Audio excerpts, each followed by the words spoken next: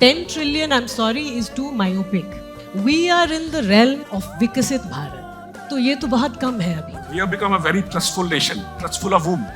Our entrepreneurs. And that's what is going to take India forward from 5 to 10 to 20 to 30 to 40 trillion dollars. And I have no doubt about it. Leverage the Quad from security to the economic agenda.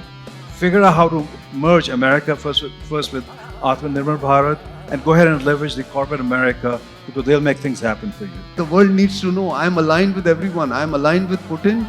He's going to supply uranium to me. I'm aligned with China. They're going to give me upstream component supply because I need to grow manufacturing.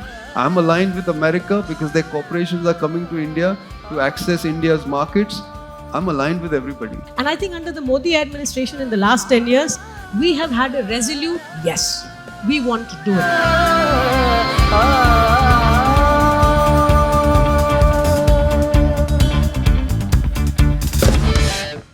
It's always wonderful to be back on this forum. This is a different setup, Rambai. Congratulations. Where the spotlight is not just on the speakers, but as guests, if you are nodding off or sleeping, many people can see you. As I realized last night. This is, it's an excellent forum where we can really speak our minds. I'm not here in the capacity of Secretary to Government of India. I'm not here as a government representative even. My job, even within the government, is really to raise problems within the government.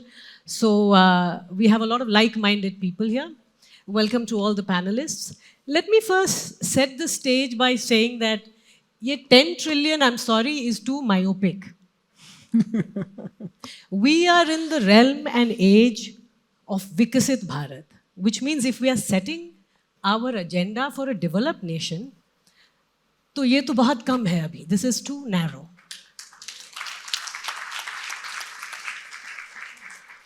I'm glad many of you agree. When the Prime Minister gave us a clear vision, it's a clarion call. Where I am sitting today, my objective is to make sure every ministry of the government, every department of different ministries align themselves with this vision. That what are they going to be able to achieve this vision of a developed, progressive, Vikasit Bharat, right? Now, growth is really that fundamental fuel which is going to take us there. We should not for even once confuse that what we want is the strengthening and the burgeoning of a welfare state in itself. I focus all my energy on developmental issues. I do care about poverty and welfare. I do care a great deal about health and education, livability of cities, etc. But by no means is the role of the state limited to only providing these things. I think the fundamental role of the state today is to facilitate a growth which is not limited to 6.5% either, right? We are the fastest growing nation in the world in terms of a major nation, but 6.5 is not going to cut it. We will have to raise the aspirations. We will have to try to push the needle further. The conversation yesterday in comparisons with China are obvious. We are not China. We don't want to be China, right? It comes with curtailment of civil liberties which we can't think of. So we are a different people. We are a different nation.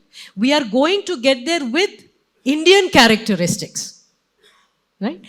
And here I want to also give you a sense that growth for us, unlike many of you who might have been in Europe lately, or any of the G7 nations for that matter, where the conversation right now is of degrowth.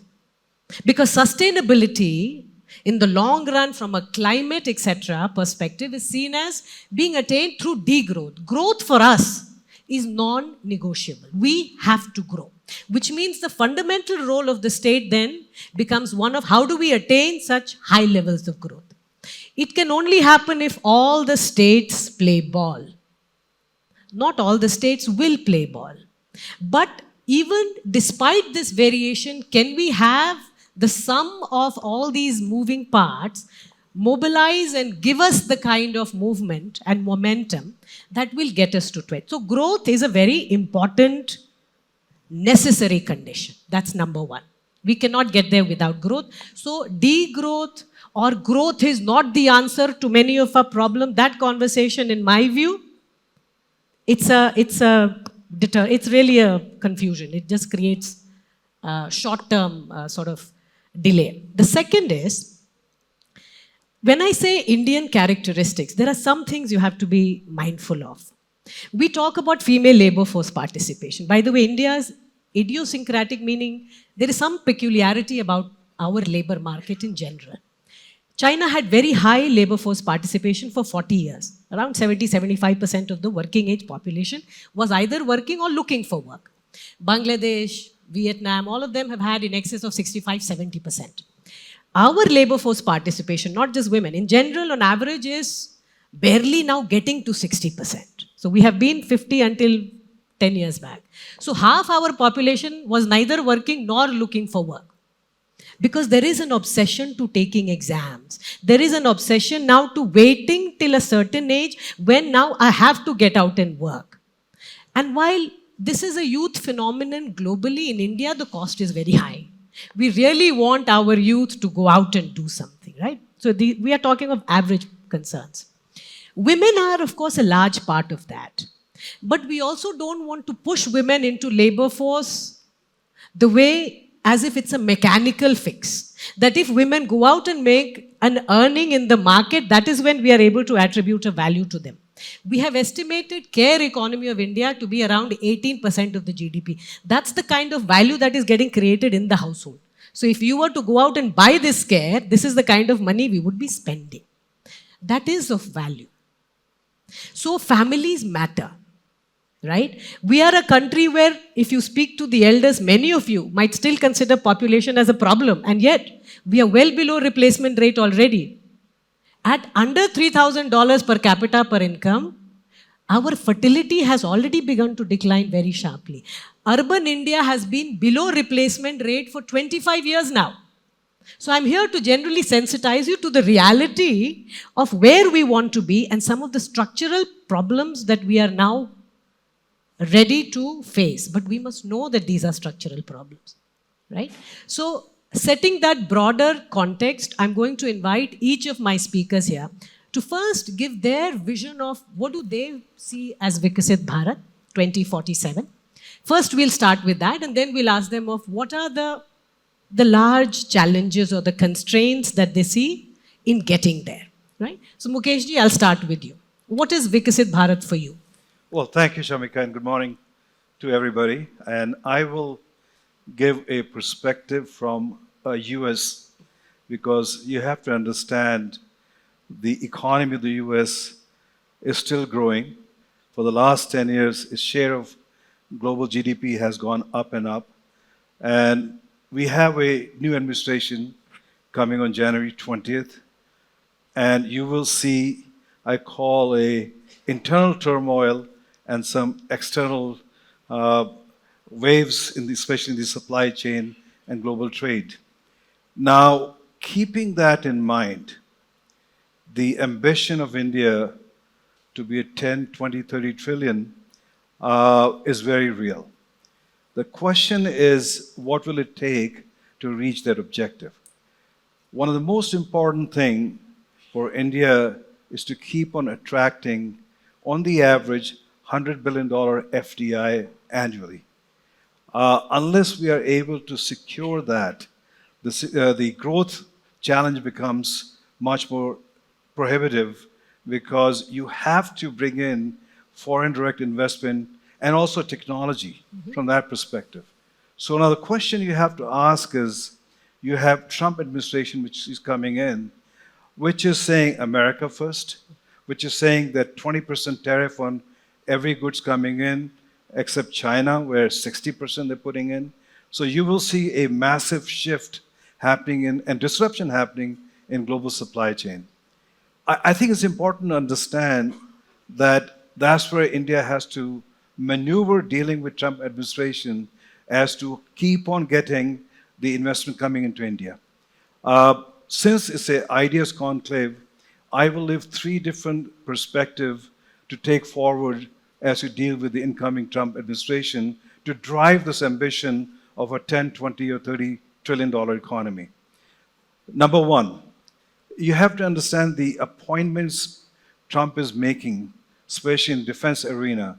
You have Ratcliffe, who's coming as director of CIA. You have Mike Waltz, who's coming as national security advisor. And then you have Mark Rubio, who's coming as Secretary of State. All three are China hawks. They basically want to take China head on, be very aggressive with China. And they say India is an ally from their perspective. So that means we have to leverage the security aspect of that ambition of America dealing with China, which can percolate into our economic ambitions with the United States.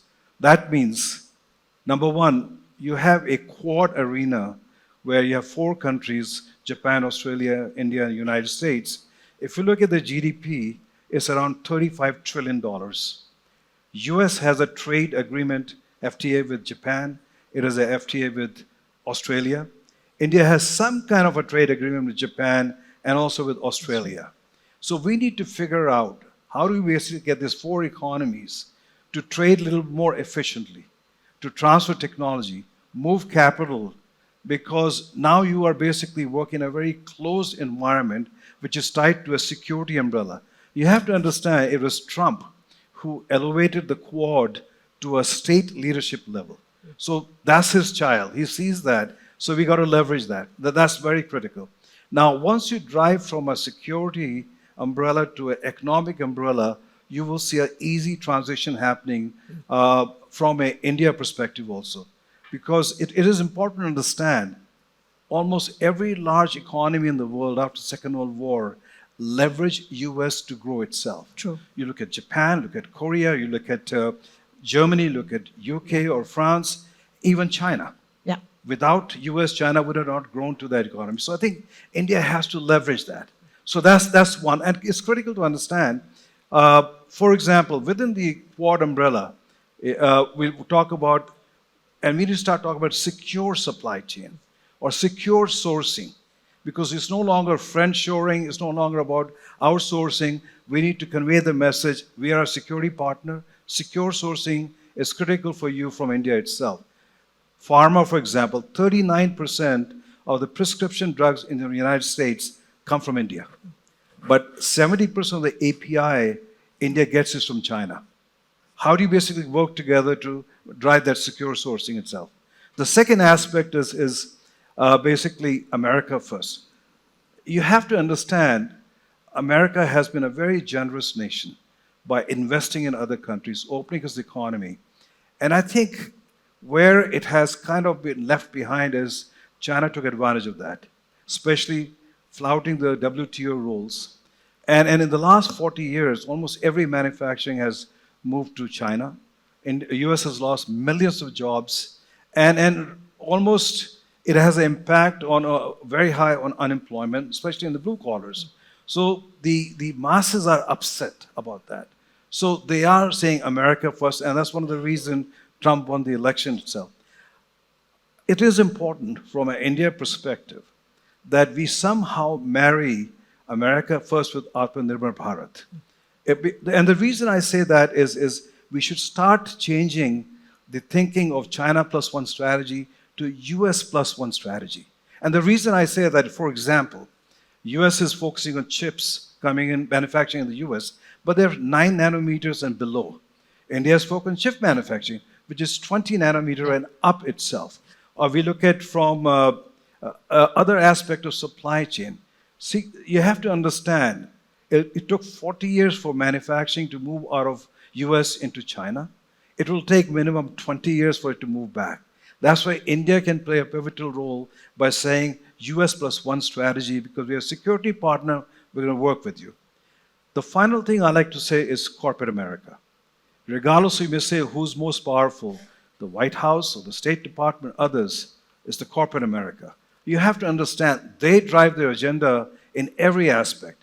You look at Elon Musk putting over $30 million in Trump's election campaign, basically taking X, driving the whole agenda. Look at the appointments. Most of the appointments are coming from the Wall Street itself. So we need to start thinking how we leverage that. I'll give you 2 incidents where it sends a very strong story. We worked very closely with Elon Musk to come to India. We worked with the PMO, we worked with everybody to change the policy. 1 hour before he was supposed to get on the plane, he calls me and said, listen, Mukesh, I'm not going. And no explanation. We had to convey here, we had to fix the meeting with the Prime Minister. And next day, we found out that basically the Chinese had stepped in and said, listen, we will give you everything you want. Don't go to India. That's one. And this is month of May, when there's a prime election campaign for the Prime Minister itself. The second thing they said is, we'll give you more. In 3 days, you come to China and meet with the premier there. In essence, basically, we'll stop Tesla coming into India, but we will also stop him meeting with the Indian Prime Minister by showing that he's meeting with the Chinese Prime Minister. You have to understand, in every category, China will make every effort. Yes, it has kind of eased up on the border with India.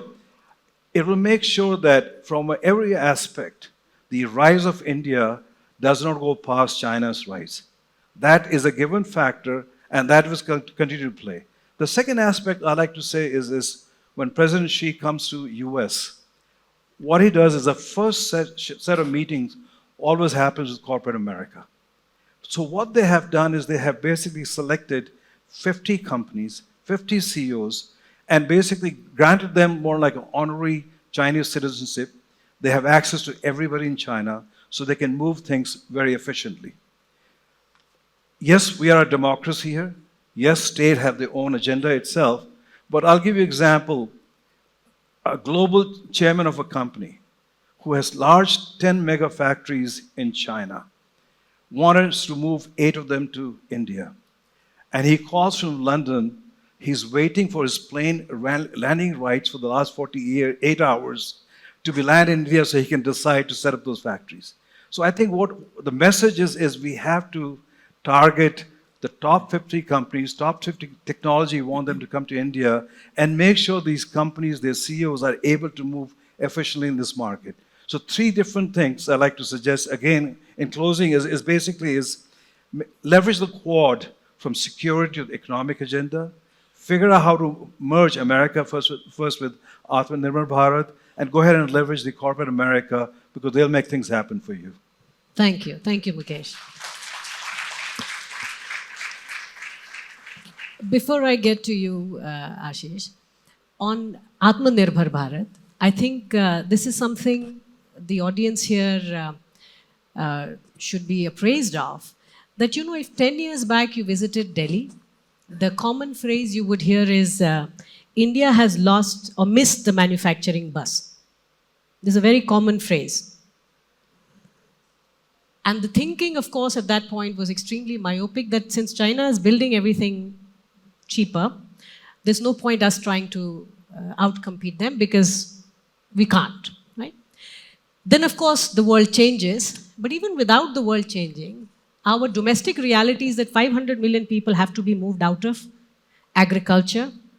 And that is not going to happen through services alone. In fact, it is a naive thinking that people can make the switch from agriculture to services. And this is a country that can completely bypass manufacturing. Manufacturing is fundamentally linked with livelihoods. And what we are seeing in the US too today is industrial policy, which is euphemistically, of course, it's a term economists we use, but basically it means the government in the US is going to do everything that it can to get a lot of these manufacturing jobs back. Because livelihoods matter, and they matter more in democracies where it has very obvious, clear political and social implications. We don't know what will happen in China. China is built differently. But in India, manufacturing now is increasingly going to become the backbone. Of course, we are still at a fledgling state in many sectors, but we have our successes. And we are seeing, and we are trying to see through policies such as the PLI, etc. But it's good to know that there are possibilities to marry the two industrial policies by basically saying, look, the idea is to wean away a lot of these over-dependencies that we have, particularly on China, and we can find common ground, particularly if we move the Quad from simply being seen as a defense and a strategic, a kind of a collaboration or alignment to also economic. In fact, one movement which we did do, which was in Quad in the beginning, was vaccines. The funding would come from Japan. Australia would help us distribute, and Pfizer was to at that point support, but of course we went on to make lots and lots of vaccines, not just for our domestic demand. We might be the poorest country which actually has capability to manufacture and vaccinate about 1 billion people twice over, and export to 60 countries, even in the midst of the pandemic. So I do think we have aspirations, Mukeshji, and we do realize that manufacturing is at the core of a lot of our economic policy. We have to have industrialization. We have to completely rethink the role of industry in where Vikasit Bharat is going to be in the future. Ashish, what is your sense of Vikasit Bharat? In a way, hello. In a way, for me, if we look back at our past, then only we'll be able to figure out where we are and where we can go. So if you take a kind of a cut at liberalization date, say 91, what we were doing then and what we have done over a period. For me, what we have done over last, say, 33 years is largely, in a way, we have become more confident, which itself is a large catalyst in our going up. But we have become what I call a bottom-up economy. We were, like China, we were trying from 1947 to 1991, we were a top-down economy. China is still top-down economy, that few people plan, and then the rest of the world economy is to just fall in line and do whatever they are told. In India, we tried, we failed, and then we said, let there be light, and that's how little light has been given, not too much, still lots and lots of controls. But coming to your argument on manufacturing, why India did not do manufacturing? One is, of course, China did, and China did it very well. But manufacturing is a physical thing. Things come, things go into the country, into state borders. Every type of bureaucracy can stop it. Even your bananas getting exported, which is no tax, right?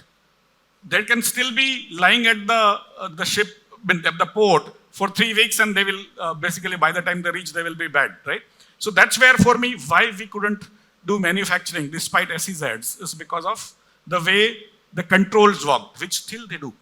If we don't sort of smartly dismantle them, our dreams of doing manufacturing might remain. But in the process, we continue to argue the same way that manufacturing is the lifeblood of moving people from agriculture to sort of industry. That's what even Baba Saheb Ambedkar wrote in 1920s, when he was actually a PhD in economics from Columbia, right? And he wrote about it because that time there was no services.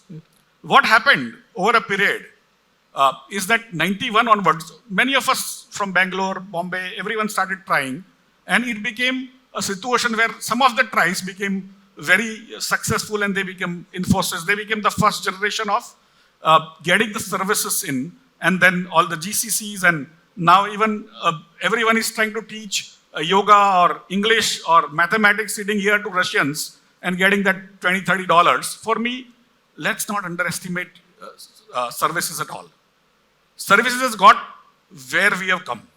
From 91, 2024, at least 100 times more money and a lot of banking NPAs have gone into manufacturing. Very little outcome has been there. In the services, very little inputs has gone, but most of your jobs, most of your prosperity today has come out of services. The second part is that the WTO. In WTO, US gave tremendous concessions to China to get it weaned away from Russian orbit. From 1972, Kissinger went through Pakistan into China and stuff like that. But basically, since then, India got no such thing. But even if we would have got, we would have ourselves defeated ourselves in terms of our bureaucracy stopping everything, right? So that's why, for me, services is not in WTO. And it is not stoppable, neither by our bureaucracy nor by their smart people. And that's where, even if you have AI happening there, Most of it is actually manufactured here. The brains are here. And somewhere we will go up the value chain. So I have no doubt in my mind that today we are having a great run on services. Let's work on it from whatever $450 billion. In next 5 years, can we make it 1 trillion, then 5 trillion? Let's try to work on that. Let's not underestimate. It's a fallacy, in my opinion, to do Me Too. If we try to do Me Too with China, we might be successful, but we may not have profits. Because they are going to compete, we are going to compete with them and stuff like that. At the same time, we are getting into some very high-tech manufacturing in mobile phones, other things. We are now not going from, again, the bottom side, we are going from top side. We are giving good facilities in different states. As you rightly said, the states are actually competing, and they should. Hopefully, we will make it into manufacturing, but let's not drop the ball, which we did. From 91 to 2024, we have not focused on services at all. Services has grown on its own. And good that government did not get involved, because sometimes you wonder whether it would have also fallen like manufacturing. So for me, you need to be aware of the fallacies which we keep in our mind, because that time when Ambedkar Sahab wrote, there was no services. Today, sitting here, you can do almost everything in America except cutting hair. Right? Someday that technology comes, then our people will be cutting hair there also. Why I'm telling you this is services are now transferable, which was not true earlier. And that is most of the economic textbooks which are written 150 years old are missing out on that. And our living realities are very different. Having said that, today we are $4.2 trillion. We have, with good, bad, ugly, we have grown 7%, average 6.5%, 7% for last 33 years. If we continue even at that low level, we will just on a compounding basis, we'll reach somewhere 25 trillion in 2047, right? And naturally, we can't have, as you rightly said, that aspiration of running at 6.5, 7. We should be going 8, 9, 10. And why, I have a hypothesis of why we will grow faster, or we can go faster, is because of the technology. The technology is the only change that happens in the world. And every type of wealth gets created only due to technology, nothing else.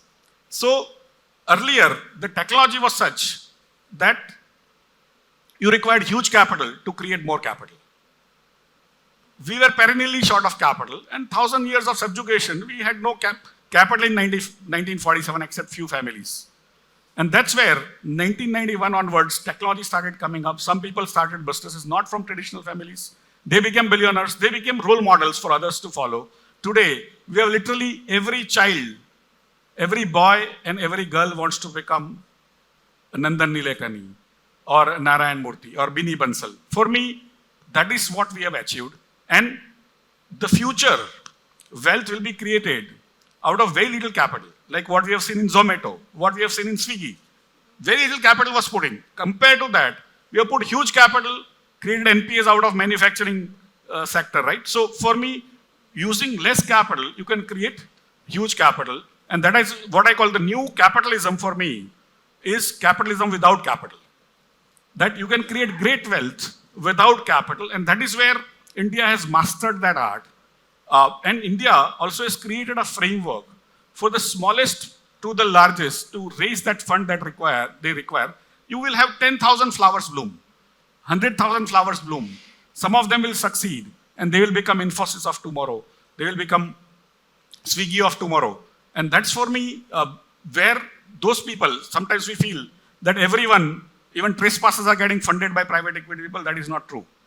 Out of 10,000 companies that start, only 1 or 2 get funded, provided they are somewhere connected into that private equity venture capital framework. Although the page 3 of pink papers make you think that everyone gets funded, nobody does.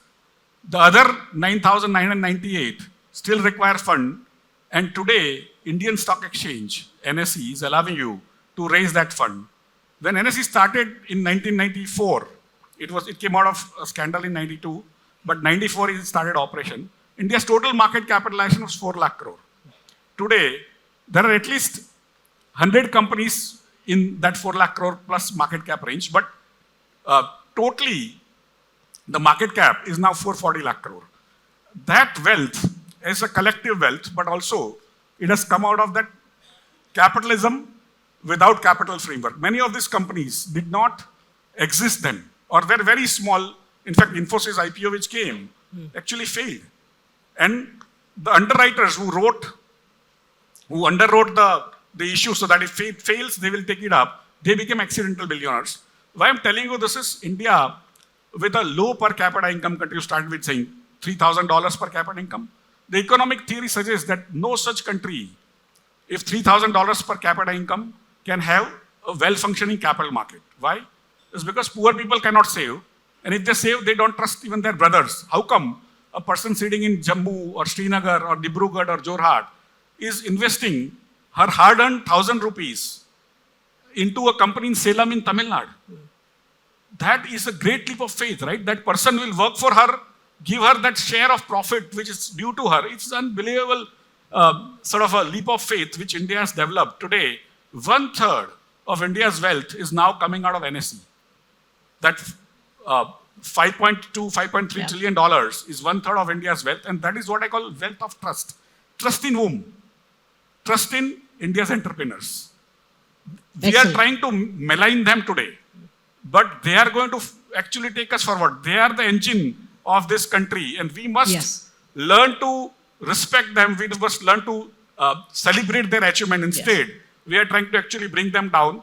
But for me, irrespective, whoever is trying to do whatever, Indian people, that 10 crore and 50 lakh people today, direct, unique people. I have 20 crore investors, investor account, 10.5 crore unique investors. 20% of India's households. It's larger than number of farmers, by the way. Investing directly into India's entrepreneurs. We have become a very trustful nation. Trustful of whom? Our entrepreneurs. And that's what is going to take India forward from 5 to 10 to 20 to 30 to $40 trillion. And I have no doubt about it. Excellent. Thank you very much.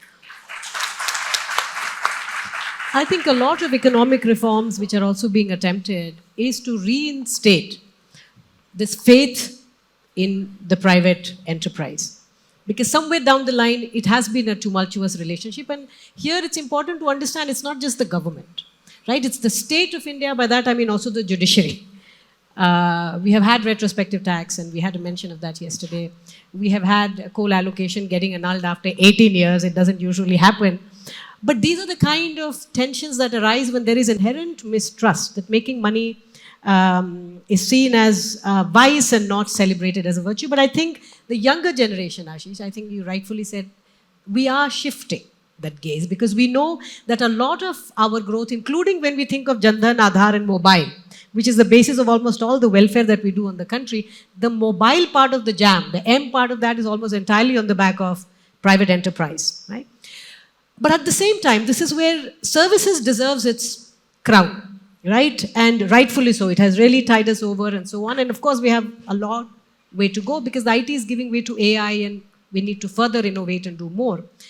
But I'll tell you, today, one thing we have to understand, even when we compare ourselves to China, is that if you look at the consumption data of India, 10 years back, if you look at the bottom 20% of the population, which means the poorest quintile, only 4% of them owned some kind of vehicle, mostly scooter, bike, etc., right? Today, that number is above 40%. Do you realize what is happening in terms of just the nature of consumption and what is the power of India's domestic demand? I think it's very important for us to understand that unlike China, which has a repressed demand and hence faces the external tumult to a much greater extent, than we are insulated also because we have this extremely potent domestic market. And therefore, when we think of manufacturing, it is not just another sector in the economy, it is also a strategic sector. It is linked with livelihoods, as we have seen in case of the Western democracies, but it is also fundamentally linked to the fact that low-end manufacturing, in the midst of the pandemic, when China began to deny us APIs, some of us, we did a calibration of what exactly are we over-dependent on the Chinese for, right? And of course, there are many, many critical inputs, but then sofas, umbrellas, like very low-end electronics, and then you begin to wonder, are you kidding me? We are not in a position, this is not even high-tech. ये कौन सा technology का wait कर रहे हैं so that we open our strategic asset of a domestic demand market for cheap products, right? So there is an efficiency argument to be made that, of course, just like the Americans, they enjoyed cheap products for a very long period of time, but it has a cost. And that cost comes in the form of longer term strategic growth, right? Today, industrial policy is much more expensive to do because you're undoing a lot of stuff. So for us, we are doing a catch-up because we've never really had a very large manufacturing base to begin with. So in some sense, it's greenfield, but our domestic demand drives a lot of that. The other thing to keep in mind, China's growth happened by exporting to OECD. Of course, they've also gotten into Latin America, Africa, etc. But remember, the rest of the world is also growing. So demand for even simple manufactured items, right? Clothes, books, furnitures, etc., not high-tech. That entire demand is rising. And as you see companies doing the China plus one and sort of moving their supply chain elsewhere, for India, this is a major window of opportunity. So if we do not give manufacturing the kind of strategic space it deserves, we are going to not miss a bus. You shouldn't think of missing a bus when it comes to manufacturing. You know, the world economy is an organic living being. There are buses and buses coming. The point is, are we as Indians ready to get onto a bus, which is a manufacturing bus? And I think under the Modi administration in the last 10 years, we have had a resolute yes. We want to do it. Where are we comparatively better? Where is the cost higher? Those are calibrations which are always on their way. Last, Ridham, what is Vikasit Bharat for you? So I think it is fair to say that 7-8 centuries ago, India was the epicenter of world material and spiritual wealth. We were the exporters of material and spiritual insights to the world. So my definition of Viksit Bharat is to regain that position. It won't happen in my lifetime, but I hope by the turn of this century, we will once again become the world's epicenter for material and spiritual wealth. Now, I think there are so many things that are happening. We can't do justice to this in 1 hour, but I'm trying to focus on 5 big changes that seem to be underway, which gives me the optimism that we are getting there. So the first change, which I think we as economists do not report because we can't measure it. We like to measure things. Is the change in spirituality. I am just amazed how young people are refinding India's culture. Okay, young people now realize that last Sunday was Kartik Purnima. And when I was growing up, people didn't care. And there is so much of knowledge embedded in our scriptures which has not changed. I'm a big fan of physics. Physics insights are changing daily. What Newton said about gravity, Einstein violated it, and today quantum physics is not sure whether gravity is the way they understand it. But the way our ancients understood the world is unchanged. So we can rely on that. So I see that spiritual change. I think that is the foundation to the progress that we're going to make. The second big thing that I'm seeing in the history of the world, ours is the only society that worship the female form. Aapko kahin nahi milega. Nobody worships the female form, right? All concepts of God or force of nature is male, except in this society. We lost that somewhere along the way. Right? And it is best evident so painfully in the rise in female feticide that started in the late 70s. By 2012, our gender ratio was at 1.1. We were killing 10% of our children in the womb of the mother. And then the Prime Minister came with this Beti Pachao program, strictly implemented the ban on gender determination before birth. And we are already seeing the effects of that as we discussed in the green room. So we are seeing female feticide decline. I think the National Health Survey is likely to put that number at 106. So it's not back to 1:1 where it ought to be. But this is a big decline. It's never going to be 1:1. Yeah, but more boys are born because more girls survive. By the way, it's important for you to know. Girls survive more. We are inbuilt. Absolutely. That is why we worship the... No. There is science as to why this society worships the female form. It is far more resilient. I'll digress a moment. Last year, I delivered a lecture on why women make for better investors. Okay? You don't have the data because we don't allow women to be investors. And I tell people, please ask your wife or your daughter where you should invest. She'll give you better advice. And the biggest reason why women make for better investors is because they have stronger stomachs. Investing is not here, it's here. You need guts. You need stable guts to invest. So anyway, so the female form is making a comeback. Infant mortality is down, and as we discussed, it's intricately linked to Swachh Bharat and all the collateral gains that are coming from the actions of the last 10 years. But the bottom line is that I think the woman power in this country is making a return. This is another foundational stone to success. If women are oppressed, you cannot progress as society. So I think we made these two major transformations in the last 10 years. The third transformation is with respect to macro policy. So see, for almost 7 decades, the instinct of our policymakers was collect taxes, redistribute to poor people. So I had done some calculation that between 1985 and 2014, we redistributed $0.5 trillion of taxes to poor people.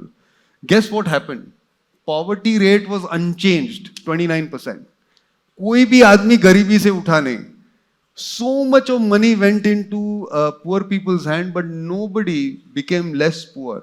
Because the secret to reducing poverty is not redistribution, it is opportunity.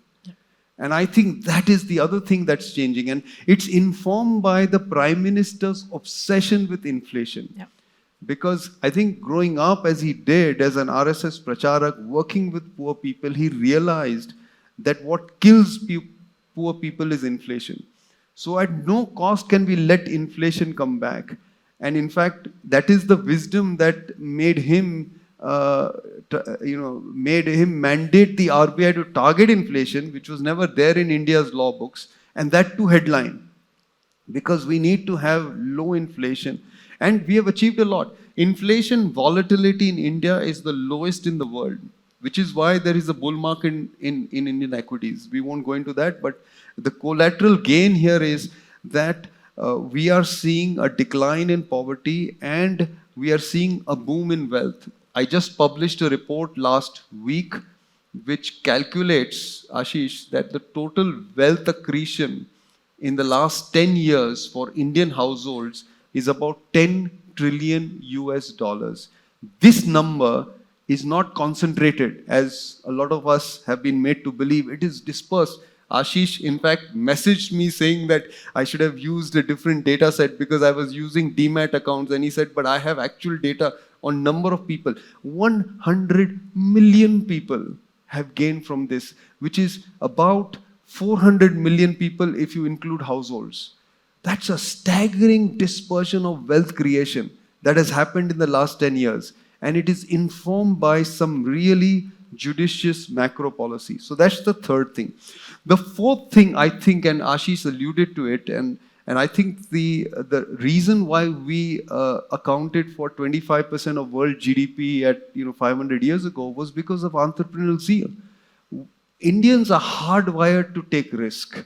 We're entrepreneurs. And that spirit had been suppressed, and I see it coming back. As I was mentioning, I have been on like 65 or 70 plane rides in the last 1 year.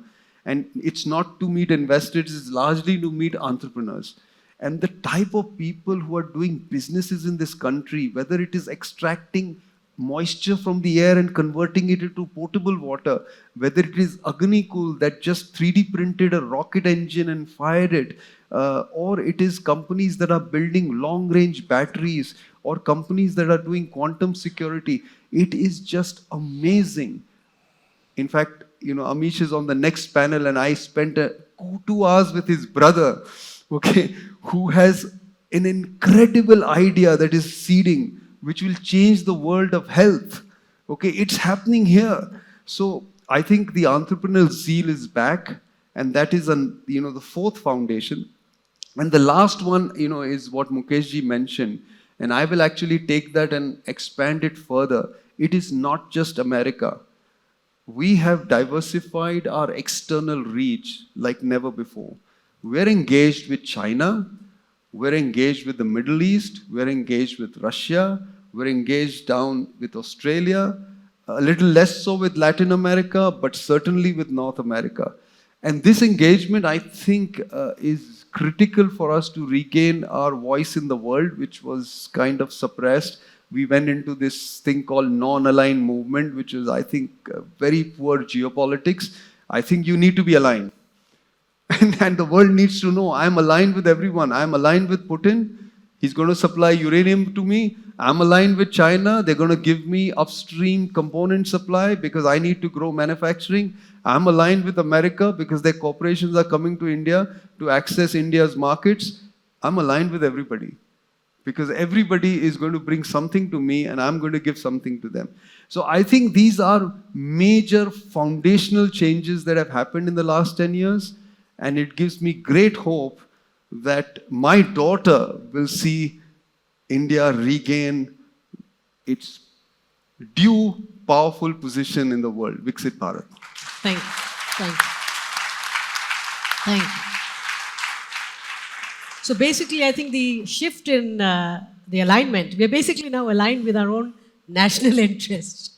And I think that determines a lot of our international relations as well. And I think every negotiation is beginning to recognize that. So it is not just in terms of feeling good, it actually has real implications as far as treaties and negotiations, etc. are concerned. Now I have been a full-time government babu for 2 years. The one thing that I must say I derive most strength from is being a professor. Is there a female word for babu? I don't want to get into that. I'm sure there must be. But to your point, Ridham, what I gain most, Delhi can become very pessimistic, by the way, to those of you who visit and you feel like, oh, we're not moving fast enough, too much bureaucracy. And all of you have alluded to the delays and sort of the lethargy in the system.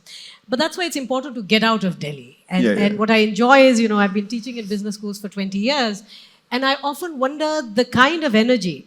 When we were in college, cool kids had guitars and bands and music. Today, all the cool kids have startups. And they have incubators, and they know where to raise the capital. And most of the fast-growing sectors, even within startups, are ag-tech, health tech, ed tech, which are all solving basically fundamentally Indian problems.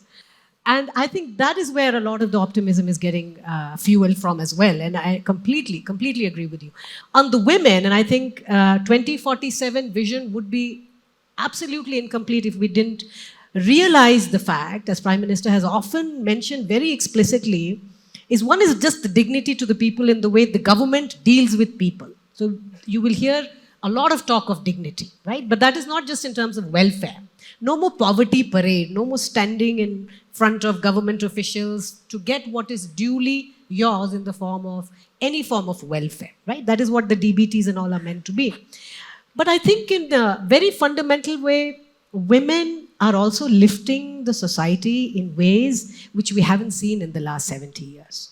And that is why every election, and today of course everyone's buzzing, everyone's on their cell phone since the morning, women voters cannot be ignored by anyone anymore. And of course what started with Ladli Lakshmi in Madhya Pradesh 4 years back, different forms of it is finding roots across. And some of you show worry because, oh, this is a freebie culture. But please realize that most of the time these kind of DBTs, etc. are finding ground also because aspirationally we want to give a lot to the electorate or the citizens. The state capacities are not keeping up with the aspirations of people, what they want from the state. And DBTs are often seen as the most efficient and the least costly way to meet some of these aspirations. But by no means does it mean that state capacity by itself is not something which is constantly being worked upon by what we call process reform. And my colleague in the EAC, Sanjeev Sanyal, he spends almost all his time just worrying about these set of issues. I'll come back for the second round, last round, but really just give you 1 minute each. Mukesh ji, US and India are like living two, countries with democracies. We have this living bridge in terms of just the number of people. What used to be our relationship with the UK before, it's now with the US. We have lots of our youth, who are settled, who are no longer youth. They're running companies and the economy in the US. We want to have a better relationship with the US, and the US also wants to have better relationship with us. Trump is giving us a window of opportunity, hopefully. What do you foresee as one big challenge that we should really be focusing on right now? When you look at Trump, basically he is going to be a transactional president, not a structural president. And while the Prime Minister has a very good relationship with him, I think geopolitically our alignment with the US is very, very strong. Economically, our trade is around $200 billion. The technology transfer under ISET is taking place, and you have roughly 5.5 million Indian Americans, which make around 1.5% of the population, but they're producing 6% of the GDP. So doing very well. I think the biggest challenge we see in the Trump administration, if you don't handle it right, is going to be the economic aspect. Because when you have America First driving his agenda, and they basically go and put 20% tariff on India, and I can envision the bureaucracy having a knee-jerk reaction to that. We will also put 20% rather than thinking how we manage that. That's where I see early on some kind of a turbulence in relationship. Geopolitically, absolutely, we are aligned from that perspective. Good. But I just want to come back on other aspect on the manufacturing. Manufacturing is not just about economic growth. Today, manufacturing is also about national security. The Ukraine war showed very clearly, we have crossed 1,000 days of war, that if you don't have a strong industrial base, you cannot sustain a war mid to long term itself. So it is important that India keeps on driving its industrial-based manufacturing agenda as strong as it can, because it's not just about economy, it's about national security also. That's an excellent point. And also from history, we learn that most societies that have industrialized late, conditions are always adversarial, which means we really have to balance a lot internationally to get there, but it's of critical need. Ashish, what in your view is the one big challenge towards Vikasit Bharat? No, I think in terms of the commercial disputes resolution, We are taking too long? we are taking too long, and we had a good experiment in the IBB, basically IBC. the bankruptcy code. But again, with courts ensuring that all of them take the same amount of time, which is basically more than a lifetime. The tribunals need to. The commercial disputes have to be resolved Okay. extremely fast. Not that other disputes should not be resolved faster, but we must ensure that we have a reformed and decisive framework in our judiciary, because that is where the fast-moving societies will be able to do. The other side of the same fast movement is most of our laws, our regulations, our norms, our directives, our guidelines, literally every company or every business, if they want to follow, they probably follow close to 20 lakh odd regulations which keep on changing, right? So how do we rationalize them? So those are the two important aspects from the commercial, including industrialization or services from literally lift Maintenance Act to electricity, Inspector Act to all sorts of other things. Right? So basically, the more the delay, the capital remains trapped. And so if we want it to be moved faster into more productive, that's why delays are very expensive. Ridham, what do you think? I think you alluded to that already. I think it's the farm sector. 40% of our workforce works on farmlands, produces 15% of our output. Yep. It is sick and it needs to be totally reformed. And it's very unfortunate that the Prime Minister's seminal effort to do that has been scuttled. That seemed like the Industrial Revolution movement of 1991, but it's gone to the back burner. I think if we don't fix this, we'll have a crisis.